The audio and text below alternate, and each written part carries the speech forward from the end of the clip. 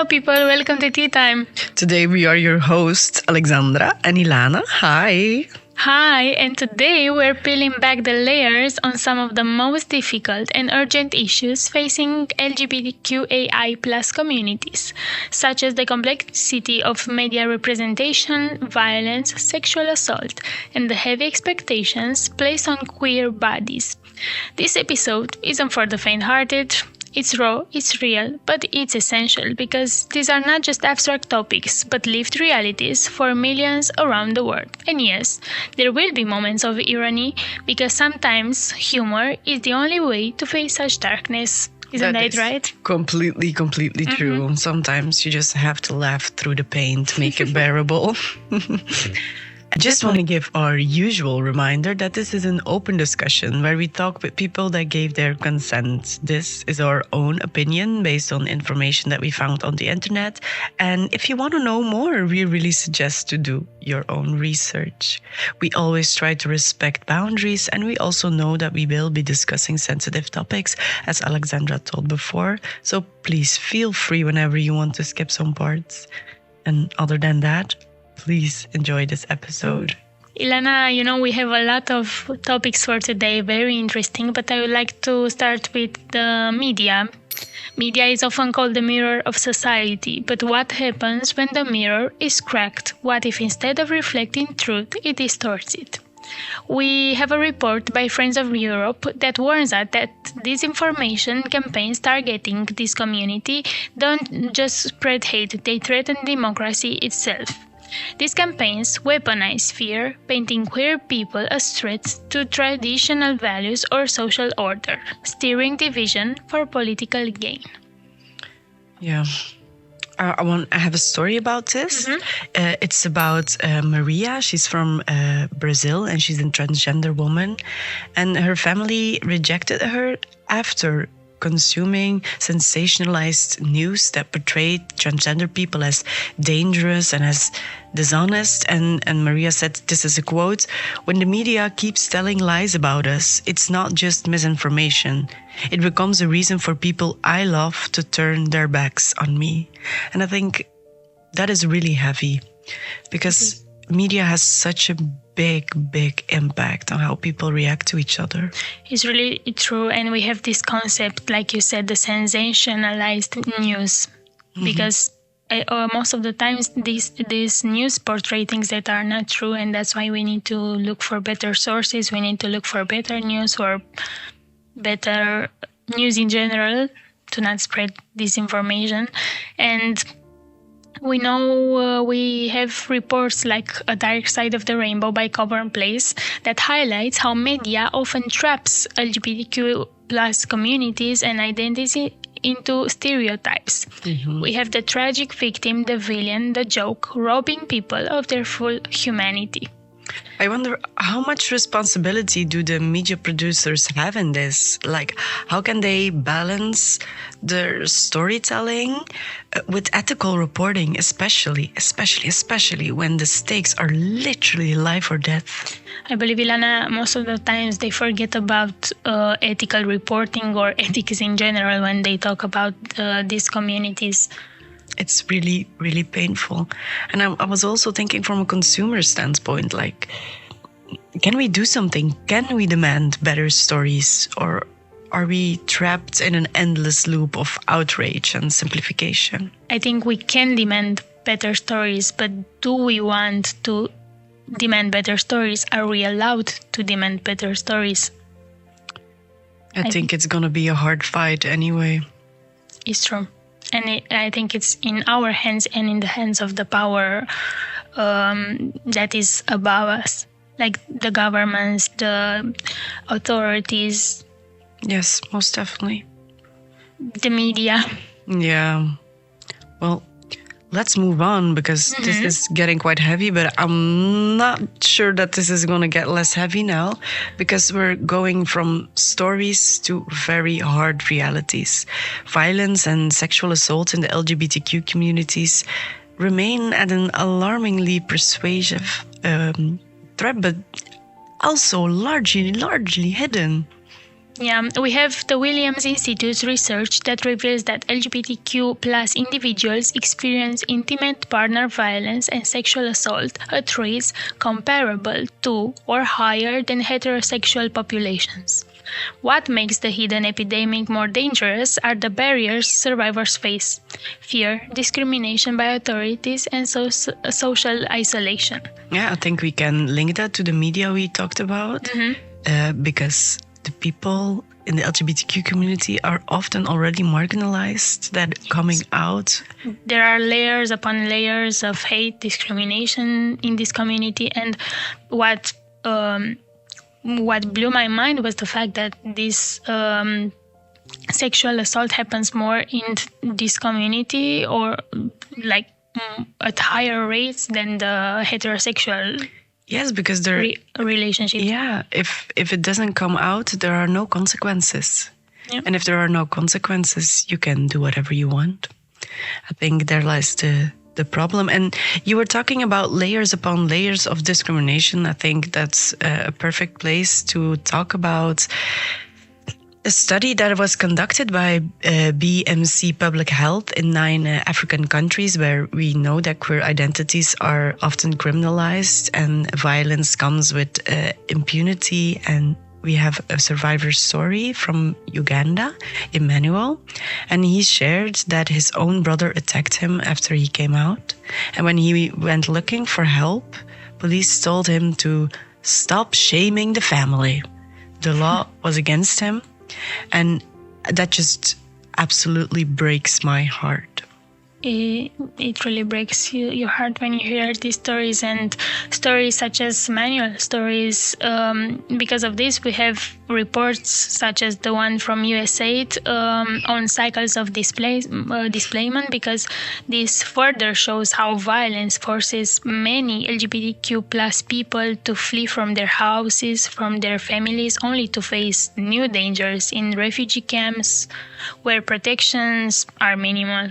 Yeah, it's also such a stressful situation in refugee camps that intolerance is at an all-time high, I think. So that's just very heartbreaking. And I think putting in laws and rules into places like that isn't that hard to protect the people. I mean, you left your house, you left your family, you are already in such a high stressful level, and then you go to these camps with refugees and with no protection, and what happens next? Exactly. You don't know how your life is gonna be. It's a heartbreaking situation in itself, and if you then don't feel safe, that is horrible. I do think maybe we should ask our audience a little question, because it's not about violence itself, but it's the silence and the stigma around it. So the question is, do you, the public, have ideas to create spaces where survivors feel safe to come forward? Such a great idea, Ilana. Such a great question. And we suggest for our listeners to maybe respond on our website. Oh, yes, most definitely. Yeah. We have comments under every episode where you can leave your thoughts, your questions, and we will get back to you on that. We also have a contact form if you have any other questions that you don't want to publicly ask on our website. So please feel free to reach out. Yeah, exactly. And don't forget about the list of recommendations on our website as well. Most definitely. And this is a good one. The Good and the Ugly. Are you going to talk about that one? Exactly, I'm going to talk about that. We have the Good and the Ugly, a Miami student's perspective. We know that not all is bleak, though. Miami student's piece called The Good and the Ugly of LGBTQ captures the contradictions. She writes about the good, increasing visibility, growing legal protections, and richer representation in media. But she also warns about the ugly, the backlash, hate crimes, workplace discrimination, and a mental health crisis worsened by rejection. Her reflection reminds us that progress is not a straight one. And visibility without structural change is not enough. Most definitely, because we can see that there is a lot more representation in the media in general. I do feel like that's a good thing. Yeah. The It representation depends how you present it. is sometimes so far from reality. It's absolutely crazy. And as we've seen, it can be very, very harmful. So we, as you said before, we made a very big list of recommendations where we feel like LGBTQ people are represented in a beautiful and humanizing way. So please check out our website or our last episode where we talk about a lot of recommendations that are so fun. We have books, we have articles. If you don't like to read, we have songs, we have podcasts, we have movies. Oh my God, the list is endless. Yes, we have Instagram accounts with influencers. Oh Jesus, I'm not sure how long that episode is gonna be. You have to shut me down. I'll keep talking. It's okay. Let's move on to something else. We have trans lives and the blue community. When we talk about violence, we must highlight trans people, especially trans people of color who face intersecting layers of violence and erasure. We come back again to the topic of layers upon layers of violence and discrimination. Yes, a Curburn Place report says that nearly half of trans people have experienced sexual assault, and the blue community might be a term you're not familiar with. It's used to identify Black and Indigenous trans people who face compound violence due to racism and transphobia in a very hard web of every possible way to discriminate against somebody. We have an advocate from the blue community that told us we are the first targets and the last to be protected. Our deaths are underreported, but we are mothers, fathers, activists. We demand not just visibility, but justice. That is so powerful. So powerful. My heart breaks. Yes, because when you think about underreported, they are not seen, their stories are not told enough. No, we come back to the media that is sometimes not even presenting the news as is, but trying to hide it. Yes. How can we instead support systemic change that centers the experiences of those most at risk? I think it's going to be such a long process, and I think we should all work together to find ways to be able to do that. But I do think that it's possible, and we should remain very positive about this, that we can make a real difference, that we can make a real change. I believe the same, but we all need to do something small for a bigger change, like small changes for bigger changes. Exactly, and I think that's perfect to start talking about our last segment of this episode, and that is prevention, representation, and real change. Please bring me some research.